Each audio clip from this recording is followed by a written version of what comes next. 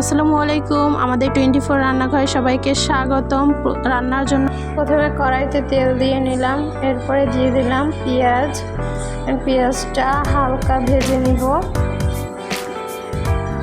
হালকা ভাজা হয়ে গেছে, এখন কিছুটা পানি দিয়ে দিব। এখন রসুন বাটা দিব পরিমাণ মতো,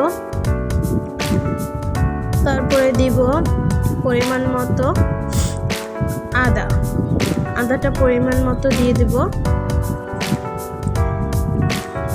যে পরিমাণ মতো দেওয়া হয়ে গেছে আমার, এবার দিব কিছুটা জিরা বাটা, কাঁচা জিরা বেটে নিব, সেটা দিয়ে দেব। আমার বাটা ছিল তাই আগেই দিয়ে দিয়েছি, আগেই বেটে রাখবেন। এখন এই যে আমি শুকনো মরিচ বেটে নিয়েছিলাম আগেই, সেটা দিয়ে দিলাম। শুকনো মরিচ বাটাটা দেওয়া হয়ে গেছে, এখন দিয়ে দেব কিছুটা এলাচ দিয়ে পুরো মশলাটা মেখে এখন হলুদের গুঁড়া দিয়ে দিয়েছি 2 চামচ।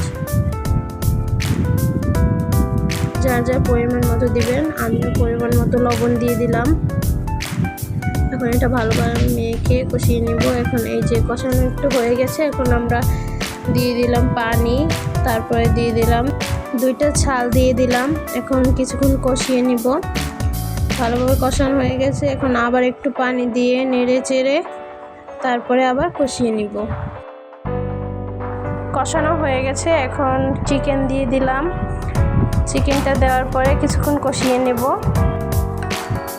কিছুক্ষণ কষিয়ে তারপরে বুটের ডাল দিয়ে দেব। যেহেতু আমি বুটের ডাল দিয়ে রান্না করব, সেজন্য বুটের ডালটা এই যে ধুয়ে রেখে দিয়েছি। এই যে চিকেনটা কষানো হয়ে গেছে, এ পর্যায়ে আমরা ডালটা দিয়ে দেব। বুটের ডালটা দেওয়া হয়ে গেলে এটা কিছুক্ষণ কষিয়ে নেব। এই যে এখন মশলাটা ভালোভাবে মেখে বুটের ডালের সাথে তারপর কিছুক্ষণ নেড়ে চেড়ে ভেজে নিব। এই যে ভাজা হয়ে গেছে কিছুক্ষণ, এখন আমরা পরিমাণ মতো পানি দিয়ে দেব। এই যে পানি দেওয়া হয়ে গেছে আমার, এখন কিছুক্ষণ নেড়ে চেড়ে তারপরে রেখে দেব।